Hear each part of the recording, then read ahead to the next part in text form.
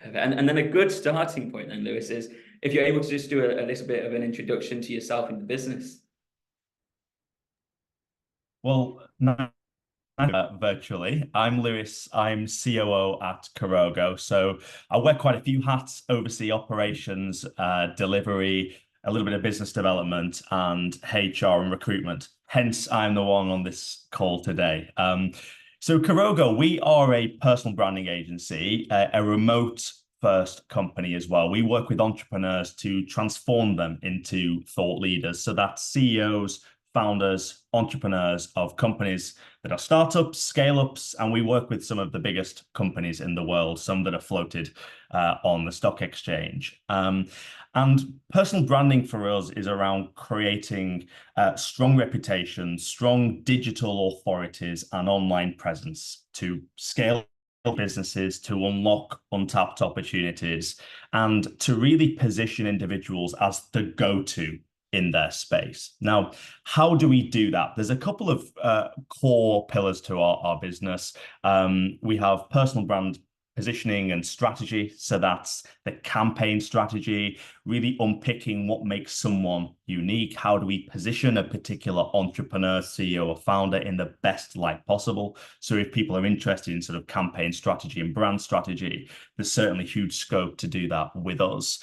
Another part of our work is social media management. So we handle the accounts of CEOs on LinkedIn, but also on other channels as well now. So TikTok is becoming a big piece of work for us, and also Twitter, or now X. I always say Twitter, but it's now called X. Instagram as well. Those sort of social first video platforms. Video content, big part of our work now. We have a studio in central London. So I mentioned that we're remote first, but we also have that opportunity for clients to come to our studio in central London, and also our team to come to the studio in central London for client shoots, for brand strategy workshops, and also just to meet each other as well. And the final piece of our work is sort of podcasts and PR. So how do we get that CEO on stage speaking at an event? How do we get that CEO on Sky News or on a leading podcast? I'm sure many of you now listen to podcasts whenever that might be throughout the day, or on a run, or going to the gym, whatever it might be. Podcast is a really, really exciting space, and something we're also tapping into at the business. That's a kind of brief summary of what we do. Yeah, but really, it's really good timing as well. I'm glad that you've jumped on after Careers Week, because we have Careers Week, week 6. We're on week 9 at the moment with cohort 10, and we hound the importance of building an online presence, especially on LinkedIn. I know loads of people who have managed to get their roles through LinkedIn. So personal branding is so huge at this stage. So thanks for kind of sharing that side in the company. Just on that then, the roles that you're looking to hire, are you able to go into a bit of detail on, what you're building out and kind of what your teams you're growing?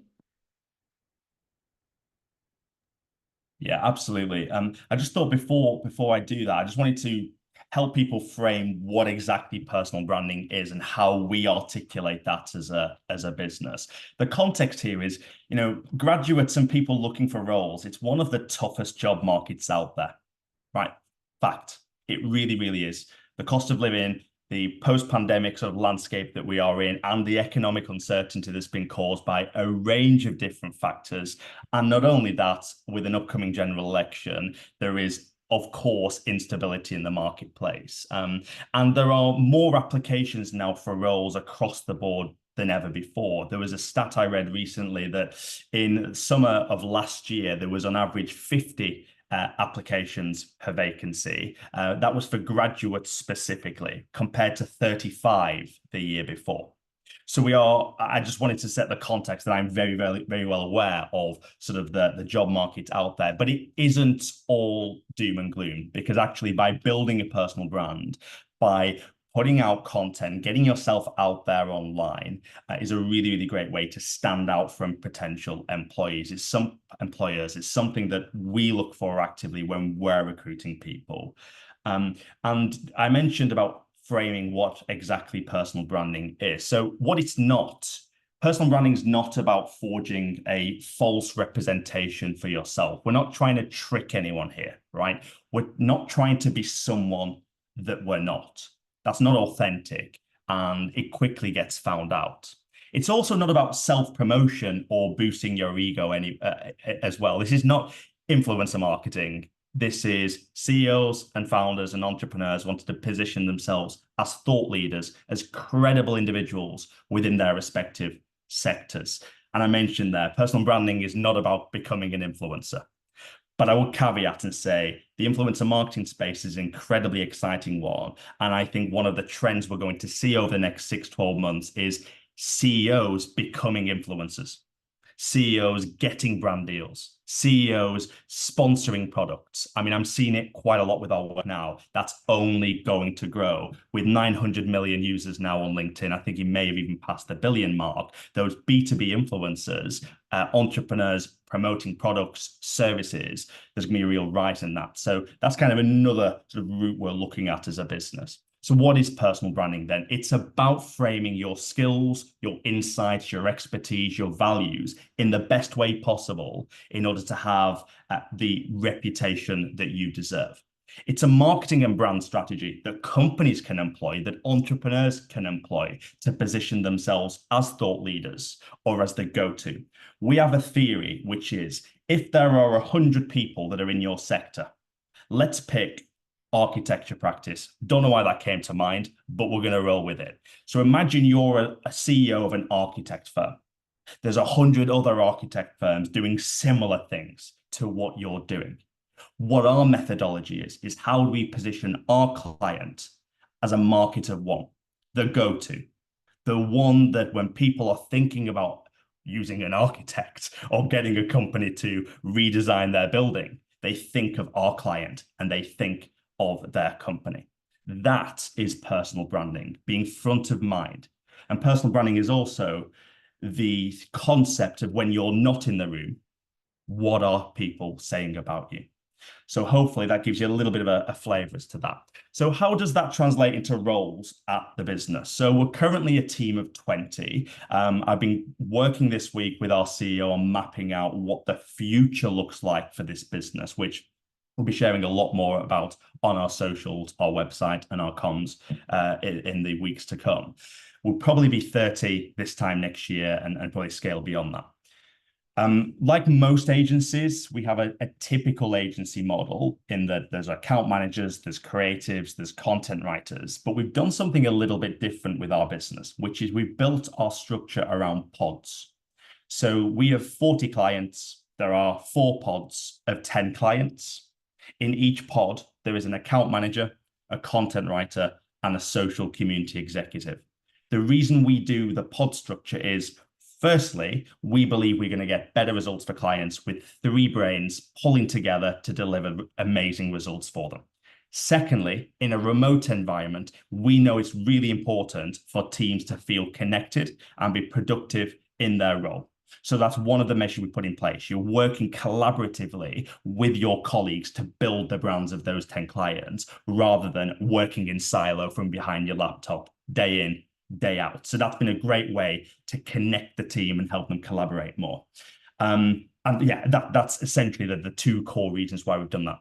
So our account manager role, that is a typical account manager position. You are in charge of the overall campaign for that client. You are the one setting deadlines, internal deadlines. So being a good project manager is a really important skill for that role. You will be the project manager for the colleagues within that pod. So content writer and the social community executive. You'll be the one spearheading client comms. So we have some internal policies around how quick we respond to clients. Caveat, we don't expect responses at the weekend. We don't expect responses outside of working hours. But the account manager is the one that's driving forward those standards, making sure clients don't get left on red for too long. That's a really important skill for an account manager, being hot on the comms. And the other key part of being an account manager is the reporting. So it's all well and good sort of delivering great results for clients, but if you're not reporting on that, if you're not demonstrating to the client the amazing work that you're doing, reporting regularly, analyzing the data, what's working, what's not working, and presenting that effectively to the client, then that's not good. So account manager's role is that reporting piece as well. Moving on to content writers, really, really exciting role. Content writers are responsible for writing the content for those clients. Sounds obvious, right? But what does that actually mean? So it's the ideation, the strategy behind our clients' content. And then it's also the actual writing, the execution of that content as well. So our channels that we predominantly use, as I mentioned, is LinkedIn. Now, you've probably all been on LinkedIn and seen big CEOs put out lots of content online. It's probably not them writing it. I'm sorry to upset you if you've got awesome creators or CEOs that you follow, but more often than not, there is an agency or a writer or a team behind them doing that. A big example of that is Stephen Bartlett. Now, many people will have heard of him undoubtedly. He will absolutely have a say in his content. He might contribute or write some of his content, but he has a massive team behind him, not only for Diary of a CEO, but also his brand, his brand, people working full time on building his brand. So with our content writer team, they will write the content for LinkedIn. They also get involved in other content creation. So it might be scripting for TikTok videos, which is pretty cool, writing content and captions for TikTok and Instagram, and a little bit of longer form content as well. So think blogs and newsletters. The content writers are a really, really important role because we know how important social first content is to growing personal brands. And the final role I mentioned was social community executive. That is similar to an account executive. So it is more of an entry level or early stage position at the business with great progression opportunities to potentially content writer, potentially account manager or other elsewhere in the business. The social community exec handles engagement and community building, replying to comments on clients' content, and going out there to the world and commenting on relevant content, joining relevant communities and groups to boost the client's profile, but also looking for PR and partnership opportunities as well. So our social community exec looks out for cool podcasts that clients can appear on, cool PR opportunities that might have come about, getting our clients speaking on stage and thinking, right, where could we get this client speaking? That's another really, really important job as well. And to finally just touch upon, as we scale the business, we're probably going to be launching, this is not set in stone, so don't at me in a few months if it doesn't happen. We would love to launch a PR team. We don't currently have any full-time PR team members, but we imagine PR execs and PR managers will form part of this business in the next 6 to 12 months. So rather than the social content, this is someone day in, day out looking for PR opportunities for our clients.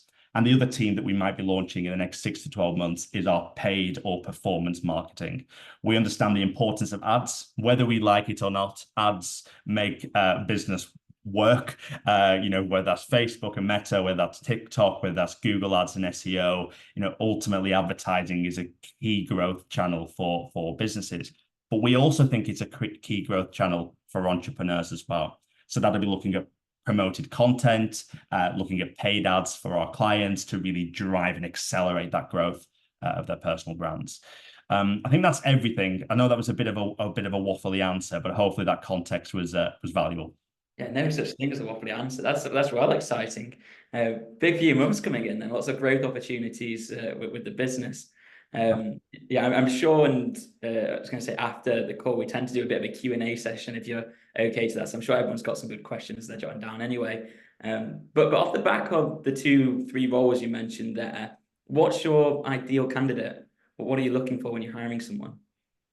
Great question. I sent an email about this earlier, so let me just get this up. It probably won't load. Fundamentally, there's a lot of opportunities in marketing generally. So there's SEO, there's paid, there's PR and comms, there is emails and newsletters, there's social media management. There's a lot of options, right, for people who want a career in digital marketing and marketing generally. What's important to us is that you are genuinely interested and curious in personal branding.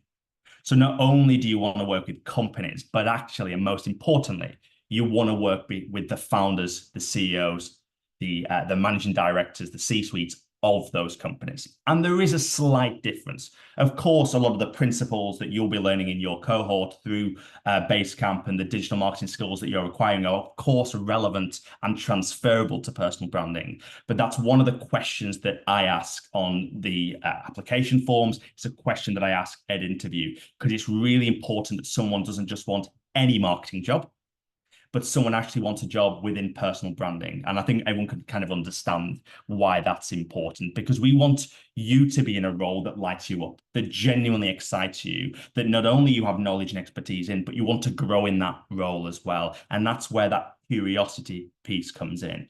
I love curious people. I love people who recognize that they don't know everything, because I certainly don't. I'm 25, never had a job before this. I studied law, was going down the law route, and ended up COO of a personal branding agency. And I confess, you all know more about marketing than I do, right? But I'm curious. I'm genuinely interested about personal branding. I'm interested in how you can portray a CEO's reputation online and how important personal branding is for business growth. I'm also curious about marketing. So we have learning and development budgets for everybody in the company, so they can invest in courses. I think people recently have, even potentially courses like this, we want to encourage our colleagues to make use of. We also have an L&D afternoon on the last Friday of every month. So that's 4 or 5 hours at the last Friday of every month, where people can invest in their own growth and development, watching courses, looking at resources, upskilling in particular areas of the role that they feel, they want to improve in. So that curiosity links to a genuine passion to grow in your roles. And we want you to grow here, of course, and we'll do our very best to facilitate that. Yeah, amazing. It's when we do our careers week, we have Emily Moffat, who's our head of talent, and she's got a huge following, I think around 20,000 on LinkedIn. And because of where Fearless Adventures Basecamp Skills has come from, Don McGregor, his own personal brand, we do try to push the importance on it. So hopefully you've got some good options here. Just in terms of that process then that you would go through with hiring, what's the recruitment process look like with your company? So I want to caveat this and say that I'm aware a lot of companies' processes are rubbish. Right. I'm aware of it. I've got mates who are applying for roles. I've got family members who've been applying for roles, and it's just not a very candidate-centered application process. Ours isn't perfect, right? But believe me, every single time we do an application round, I wanted to improve. I wanted to build on from the previous round of applications. So I'm quite happy with where we're at now. So we have fairly simple initial application process, which is a submission of a CV and answering some screening questions. That will depend on the role in question. So if it's account manager role, there might be some questions there around why account management? Why do you want to be building relationships with clients? Why is that important? Content writer, talk to me about your sort of content writing experience and your interest there. So those screening questions will differ depending on the role, but that gives myself and anyone else that's reviewing applications a good flavor as to your competencies and interests in the company and the role. Once we've reviewed those applications, we typically get, if I'm being really honest, I believe in transparency. I'm a straight talking northerner, so I will say it how it is.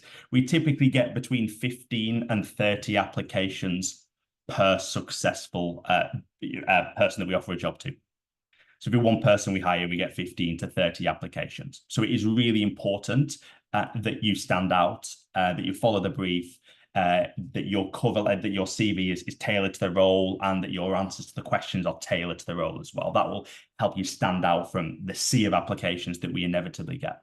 The first round after that is initial screening with me, 15, 20 minutes. We go over your CV, we go over those questions, and I just kind of ask a little bit more information from you to help paint that picture. Around 10%, 5 to 10% of people who have applied will get through to that stage. It's not completely set in stone, but that's typically what happens. I have quite a lot of initial screenings, and the team do too.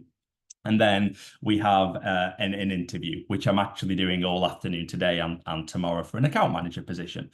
So that's 45 minutes typically with myself and one of the line managers for each of the roles. So that's kind of the most formal interview that we have. There's often a task associated with that. So the account managers today are basically doing a presentation for 15 minutes on their favorite CEO and entrepreneur and how they would go about building a personal brand strategy for them, what content might they create for that person. So I'm really looking forward to seeing people's sort of creativity. And then after that, we typically make an offer to one or more candidates. Oh, brilliant. Those roles, they sound really exciting. Well, Lewis, is this now a good time then to open up to any questions that the learners may have around the company, around the role? Yeah, for sure. Let's do that. We'll go with a hand raising system first. So if anyone's got any burning questions, get your hand raised and then I'll go to the chat afterwards. Donna, straight in. Go on, pass over to you. Yeah, hi, Lewis. Thanks for your time today. It's really interesting. I've got several questions. The first one is, when you say that you want to position the individual, the CEO, as a kind of market of one out of the sea of many, within that strategy, is it that small pod team that are coming up with those ideas collectively, or is there a wider business, brainstorm? Like how does that work? Really great question. So, the account manager, content writer, and social community executive will do 95% of the heavy lifting. We trust the people that we hire. And to be frank, to scale this business, right, you need to trust people that you hire, like any business. So we are really, they do the vast majority of that work, the strategic piece, the thinking about how we position them, the content that we want to create, even to kind of the granular stuff of, how do we create this tone of voice? What words do our clients use and not use? Like we go really into the nuances of the campaign and the clients in particular. But we then have a head of client services and a head of client strategy, who is kind of a strategic lead who is involved in any new client onboardings to kind of be an extra external perspective on the situation and the client. And we find that works really well, that the pods sort of do 95% of the heavy lifting, but then you've got someone else to kind of sense check your ideas, which is always really important. And Satwick and Jake are really talented individuals, a lot of marketing and brand experience, and have been with us for well over 2 years now. Great. And then my second question was, in terms of those, because I looked online at your website and I saw the jobs, and obviously the deadline for the account manager's already been and gone. So is there a new position coming up? And then with those presentations that people do, how long do they get to develop that? And do they go away and create that, or are they doing that in a time limited fashion? Great question. So the first one is TBC. I would imagine that it's going to be in the next month or so that we re-advertise roles with new deadlines. You're right, the deadlines have passed for those 2 roles, but we are continuously hiring. We're always looking for people to join the company. We'll find a position for people if it makes sense for the business. We're not super kind of strict on that. So I would always say reach out if you are keen. But as a rough deadline, I'd say towards the end of mid-July, probably towards the end of July, some new roles will be up. That will be an account manager, that will be content writer, and it will be social community executive as well. The second question, forgive me, I've just forgotten it. Oh, it was about the presentations and how much prep you get. Yes. So it's a 15-minute presentation with 5 minutes of questions during the interview itself. To be fair to all applicants, I release the task between 3 and 5 days before the interview, depending on when that interview falls. It's really important that everybody has the same amount of time to complete it. You can't have it perfect. Obviously someone's interview falls ahead of another person's, but broadly speaking, everyone will have sort of 3 to 5 days to work on it. In this case, I set the task on Friday afternoon, and everyone as a minimum have had Friday night, Saturday night, Sunday night, and Monday night to do that presentation, with first interviews happening today. It's also important to note that we only expect around an hour to an hour and a half of preparation on each deck. We're not expecting a full strategy for a client. We recognize people are studying, people are working, people have personal circumstances. This is not around, getting free work from you. This is about seeing, how do you think, how would you go about creating a strategy for a client? What's your thought process? That's most important to us than how long you necessarily spend on a task. Great, thank you so much. And I think it was Tahira next. Lewis, thank you for giving us your time today. It was really insightful. My first question, well, I have two questions. My first question is, in PR, what would you say that you're looking for down the line in general for like a good PR candidate? Because I do enjoy the aspect of like public relations. And my second question was, what would you say is the most fun and exciting project you've ever worked on recently? I'm going to write down that second one because then I don't forget it. So the first question, which I've now forgot. I'm having one of those days. We've all been there, right? We've all been there. What was the first question? The first question was, what would you say is your ideal features of a candidate for anything in the PR space? Because PR does really interest me. Great question. So that's still to be determined. And initially, it's going to be, PR really centered around thought leadership. So there's a lot of things like op-eds, which is, opinion pieces within newspapers and other publications, kind of like full features, looking at scoping those out. The podcast piece is really, really important as well. So sourcing, building relationships with, making approaches to sort of podcasts. And when I say podcasts and publications, I don't necessarily mean the biggest ones. Yes, that's great. There's some amazing, massive podcasts out there that I'm sure many of us listen to. There are some massive publications out there, but actually for certain clients, niche publications and niche podcasts are incredibly valuable as well.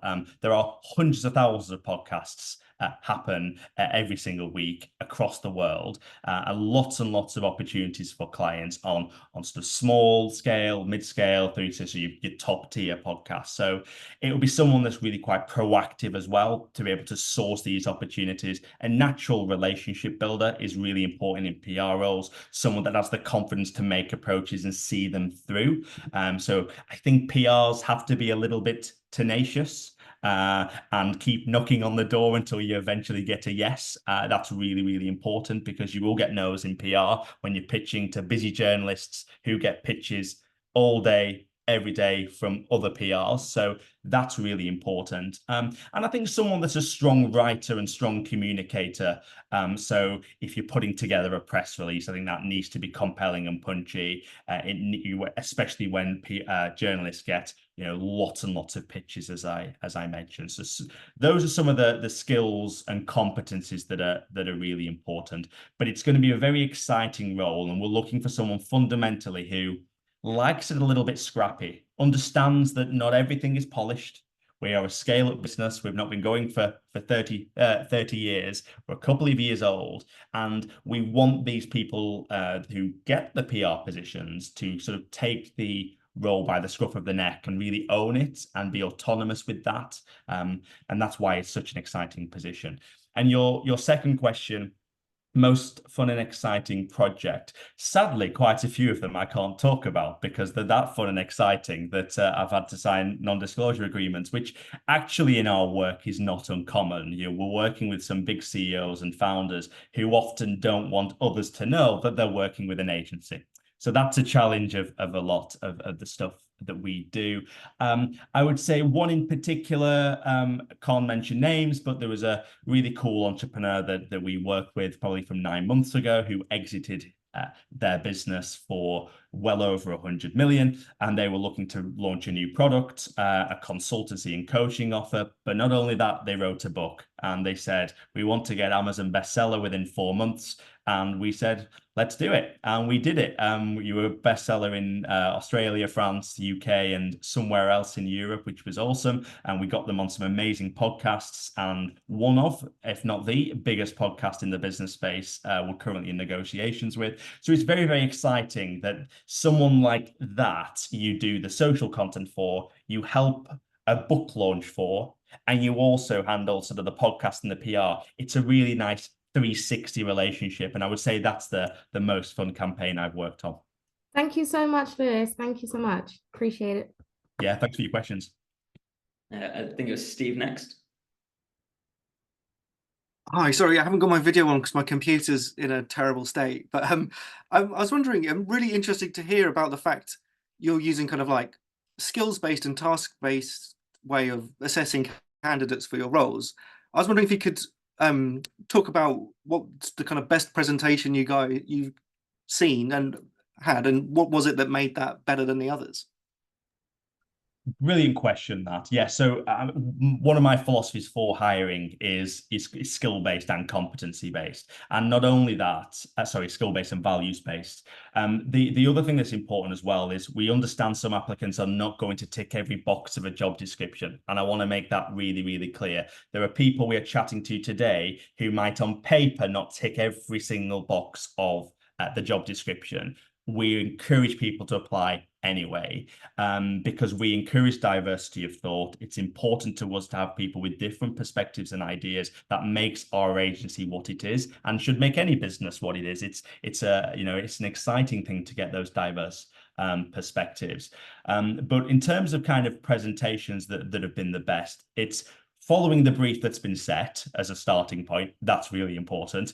So we do give a little bit of guidance and direction on that. So it's not a complete shot in the dark for those that are doing it, but actually there's some guidance that you can follow, 6 or 7 bullet points typically on that.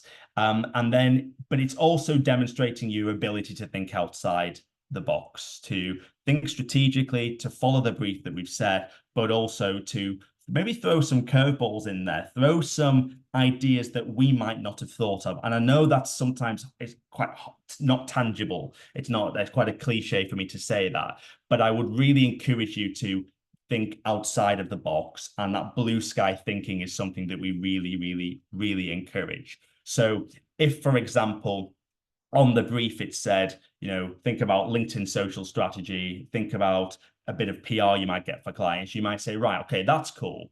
But why don't we think about creating a newsletter for this client? That could be valuable because of A, B, and C. Actually, based upon this client strategy and objectives, I think video content could work really well. They're a CEO that's very good in front of camera. We might consider some short form content. You might then give us some stats around why that client should look at sort of something like TikTok or YouTube Shorts or Instagram Reels as a way to elevate the brand. The point is, you've not just followed the brief, you've actually thought a little bit more outside the box and how you would raise that client's profile. That's great. Thank you so much. Thanks, Steve. Duncan?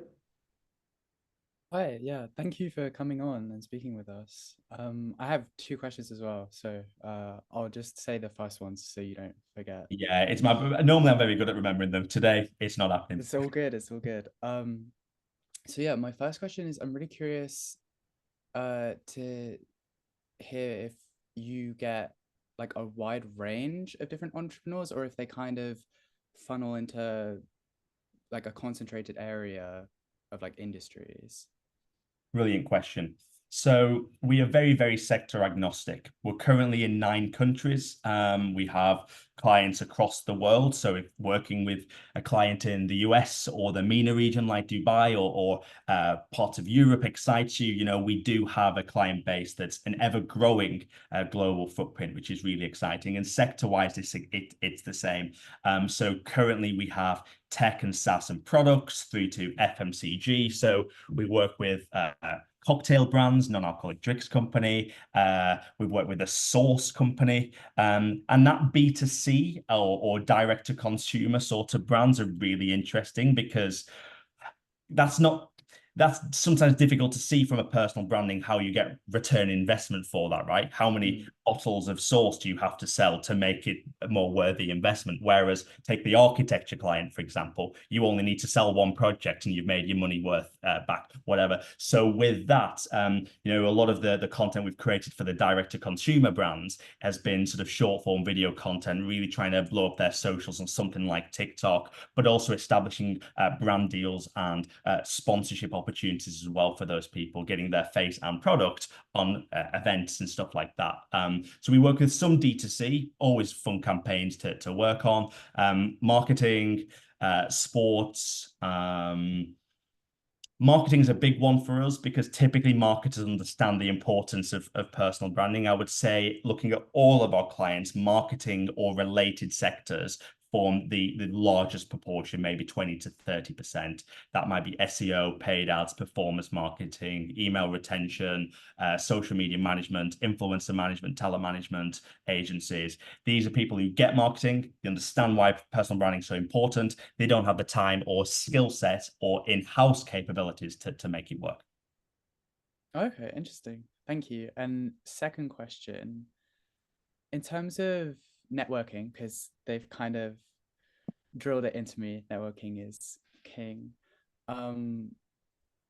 Do you offer like time and space for your employees to go networking? Is that a thing that you encourage, or how is the process there? 100%. 100%. I love colleagues getting out there, going to events, networking events. That could be marketing communities like Pretty Little Marketer. We've had many of our team members going on to that. Some of you might have heard of that community, which is really good. Stuff like this, you know, I'm doing things like this. Other colleagues are going to back to their universities and speaking there, or other communities and digital marketing communities that they've been part of, similar to Basecamp. That's really, really important to us that people do that on work time. That's cool. In the evenings, have some time back, because we're a flexible working company, remote work from home company completely. So if you want a longer lunch, no problem. If you want to finish early and you've got all your work done, no problem. If you want to go to an event in the evening and use a few of your hours of the week to go to that event on behalf of work, go and do that, right? You're not confined to a 9 till 5 at this business. And we want you to work when you work best and ultimately do things that light you up and make you feel happy in the work that you do. Okay, awesome. Thank you. And I think we've got one more hand raised, which is Emma. Oh, sorry, Emma, you're on mute. Hi, Lewis. How are you doing? Okay. Yeah, I can hear you. Cool. Thank you. Couple of questions, not directly hiring related, just curious about your processes. So do you ever find there's a gap between how you want to brand a client and then what they're actually able to deliver in terms of their skills and expertise and knowledge, and what you're presenting is their skills and expertise and knowledge? Does that make sense? It does make sense. We always try to, our positioning process is 4 or 5 weeks. Like any campaign, like any marketing strategy, it's typically several weeks to sort of build that. And we want at the end of that 4 or 5 weeks process to be on exactly the same page as the client themselves. So typically there's not a mismatch. It is about articulating their skills, their expertise, their knowledge, their story in such a way that makes sense for a strategy and makes sense for when we roll that out. I was just trying to think then if there was any examples where there has been a mismatch. If there has been, we've ironed it out through the process, if that makes sense, because it's really important that at the end we have a strategy that works for us, that will deliver results and impact for the client, but also that the client can get behind as well. This is their strategy, this is their brand, this is their reputation that is in some respects on the line. So it's very important that we get their buy-in from day one. It's a phenomenal process, is our positioning process. I'm very, very proud of it, that a lot of our team members have contributed to that, and it's been iterated for over 3 years now to get to what it is today. And I think, I mean, I'm confident in us, but I think it's one of the best that's out there, of how we take a client from we're never speaking to them to us really understanding what they do and how to articulate that online. So would you say therefore then that the clients you take on are already quite accomplished? Therefore, you're not actually being involved in like their own business development as such. They're already at a point, and it's a case of you then representing them authentically, as opposed to say taking on a client and saying, well, to do really well in this niche, you need to be presenting as this, this, and this, but actually they're not actually able to do that in real life and stuff. Do you see what I mean? I do get what you mean. So I think to clarify, we are less involved in what strategic moves their business needs to make, if that makes sense. No. We've got to take off face value what the client is doing. So I run an SEO agency for food and drinks brands, right? And this is how we do it. This is we're not being brought in as consultants to consult their business necessarily. We have to take their business, their skills, what they're trying to sell to the world, be it a product or service, and position that in the very best way possible. It's also important to clarify, which kind of links to your point. We've had experience working with very seasoned entrepreneurs. So we can I say this? Yes, I can say this. We work with the CEO of the Telegraph Group, which is one of the biggest media platforms in the UK. So they run the Telegraph newspaper, which is a very, very big one. They also run the Telegraph podcast. I think they just launched that a couple of weeks ago. So we work with the CEO of that company, very established, an incredible track record, an incredible story, incredible female entrepreneur that's done amazing things in her career. And she's, obviously got the opportunity to run that organization.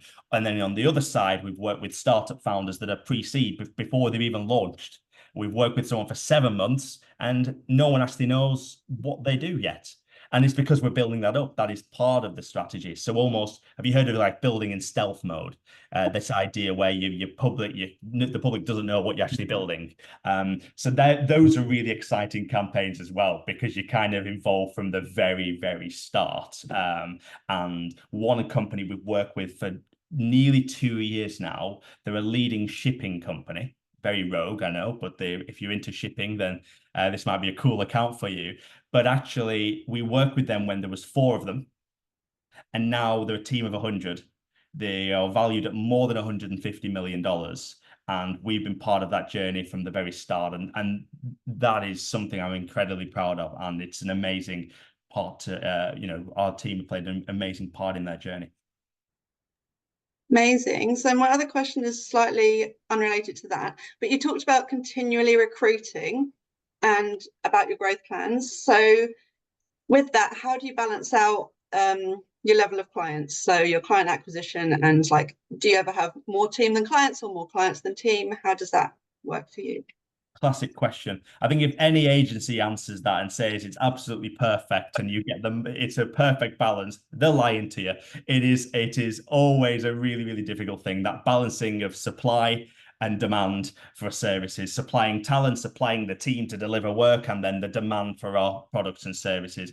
One of the things we've utilized really, really effectively is a waiting list. It's not a revolutionary idea. I can't say we've sort of created that, but this notion of a waiting list is really, really powerful. You sort of say to people, we love to work with you. We're going to furnish and work on our current clients, and we're going to start in early July and August. What that tells to existing clients is that they matter. But what it also tells to clients on a waiting list is, so when this happens to me in a few months, when you get too busy, you're not just going to bring on loads more work and then upset me. And I think it's a really nice thing if we're really honest, rather than, come on board, we'll start next week. I think that causes a lot of problems. So for example, we're building up a waiting list for an August start date. We've got about 3 or 4 people there. Therefore, the hiring, hopefully, should align with that. It's always a delicate balancing act, though, Emma. Yeah, no, that's brilliant. I hadn't really considered a waiting list. That's a really good idea. And works around the scarcity as well, doesn't it? And increasing value. Thank you. 100%. Yeah. And it's been a way that we've managed to take someone from paying X to paying double because they want to start sooner. It starts some very interesting negotiations. I can tell you that. I think we've got another question.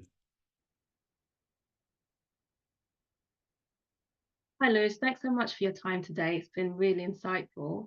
You touched a bit with Emma on the question I had, which was about the processes and working, like when you're working with an entrepreneur that's pre-launch, just kind of more, if you could elaborate a bit more about how you develop a personal brand. And if, say, we were working in your agency? Like, what kind of work or tasks would we need to do to help develop that person that was unknown, kind of working in stealth mode?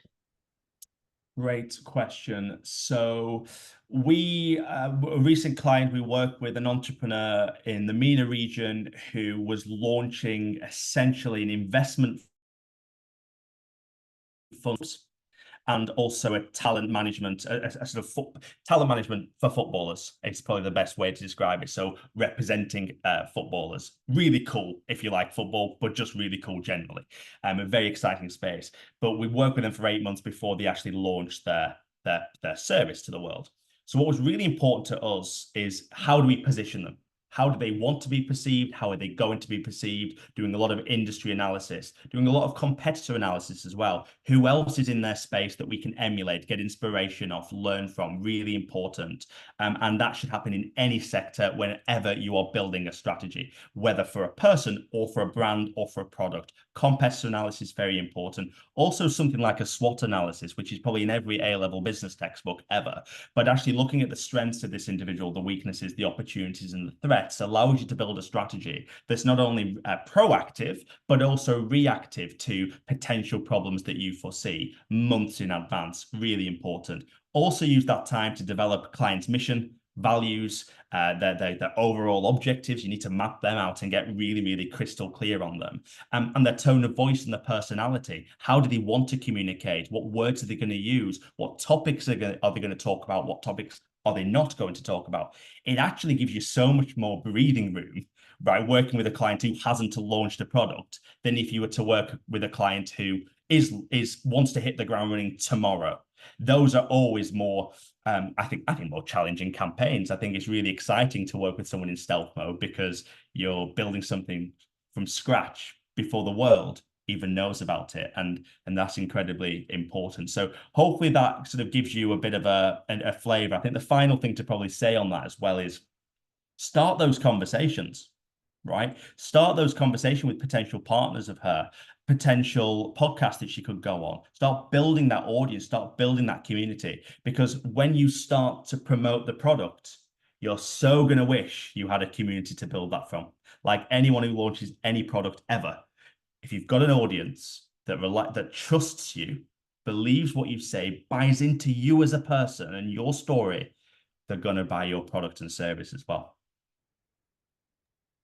Thanks so much. Thanks for your question. It's a great one.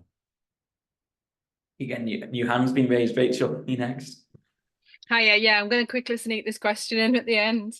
Hiya, Lewis. I've just got a question, and you've touched on this already, but it's about your attitude, the business's attitude to flexible working. And also you mentioned there was a head office in London, but actually everybody's home base. I just want to understand a little bit more of the practical side of the business. How often are people required in London? I live in Yorkshire, so London's a 2-hour, 20-minute train journey away. So it's those sorts of questions, please. I love Yorkshire, by the way. I went to sixth form college in North Yorkshire, so it's a part of the world I know very well. As you can tell from the accent, I'm not from yeah, mine too. So, but I live in London now. So everyone works from home. 15 of our colleagues are UK based, 5 or 6 are abroad, France, Spain, India, and was the US, which is really exciting. So we make that work for us and for the people that work for us as well. Broadly speaking, I think 3 times a year we have a full team social. So next week we're actually in Manchester for 3 nights in Airbnbs, doing lots of socials and building the strategy for the next 12 months. At Christmas we're in the Cotswolds. We have everyone in the UK that comes to that, and we fly people from overseas as well. So it's a full team thing for 3 or 4 days on the bounce, all expenses paid for, and we have a genuinely really, really good time. And that's a nice way to really connect on such a deep level for 3 or 4 days, right? I don't think that replaces the office. I'm not sort of want to get into a big debate about pro versus cons, but what we know is it works for us. The business was born in the pandemic. We could not set up an office if we wanted to. So what's really important to stress is all of our systems, our processes, our ways of working, how we communicate, everything has been built with remote in mind. It's not like we had an office, then scrambled out to the office because everyone have to work from home, and then are either thinking going back to the office or not. We have built this business from the ground up with remote working at its very core. So there's a lot of things that we do to keep people connected, virtual socials, regular one-to-ones, lots of checkpoints, team meetings throughout the week to keep people energized and on the same page. We have Slack for internal comms that keeps, that instantaneous comms, which kind of replaces, not completely, being in the office and asking people a question quickly, jumping on little huddles and little Zoom calls like this. We do a lot of things to make working here and working remotely here enjoyable for everyone. Thank you. Donna, do you want to sneak a question in there as well? Yeah, just want to sneak in. Just one thing I was kind of interested in that we haven't really touched on, which was, you said that the account managers are in charge of doing a lot of reporting. And I just wondered what those data points are, especially for things like B2B on LinkedIn, because obviously I've done the course, I understand some of the analysis, but that wasn't an area that I think we delved into in terms of how we report on, activity or results that are related to LinkedIn. Yeah, great question. So there's a lot of, in marketing, something like ads and performance marketing, you're going to have like return on ad spend and other different sort of metrics that matter a lot more to see what are we actually converting off the back of that. It is a little bit trickier, I think, with something like personal branding. You could say it's quite tricky, like social media and PR. Sometimes really hard to give tangible like return investment and results. Some of the things that matter to us in no particular order, yet followers and relevant followers. So not just followers for followers' sake, but actually the audience is being built up in a meaningful way. What the engagement is, an engagement rate. So what percentage of your overall followers are actively engaging with you.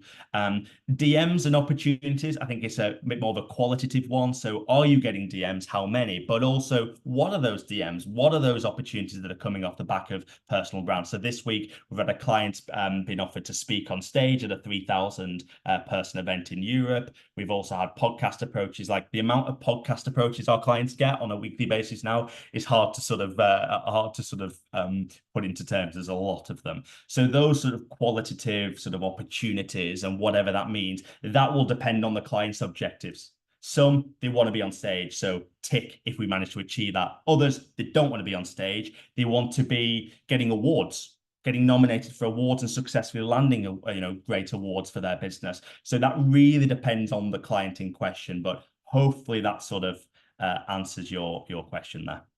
Yeah, thank you so much. I am conscious of time. I will need to shoot in a minute or so, but I've really enjoyed that. It's nice to be on the receiving end of lots of questions because I'm going to ask someone lots of questions now at 2 o'clock. Perfect. Well, yeah, we won't keep you any longer, Lewis. Really appreciate you jumping on.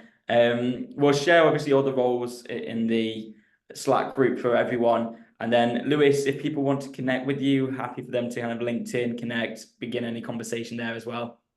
I'm very noisy on LinkedIn. So yeah, feel free to connect with me on there. I put a lot of content out there around hiring and how to stand out from jobs, as try and give as much value as away as I genuinely can. So yeah, Lewis Alexander Baxter, or just find Karogo and you'll find me off the back of that. And it'd be great to connect and follow your journeys as well. But thank you for everyone's time and input today. I've really enjoyed it. Brilliant. Cheers, Lewis. Thank you. Take care, everyone. Bye-bye. Thanks, Lewis. Take care. Bye.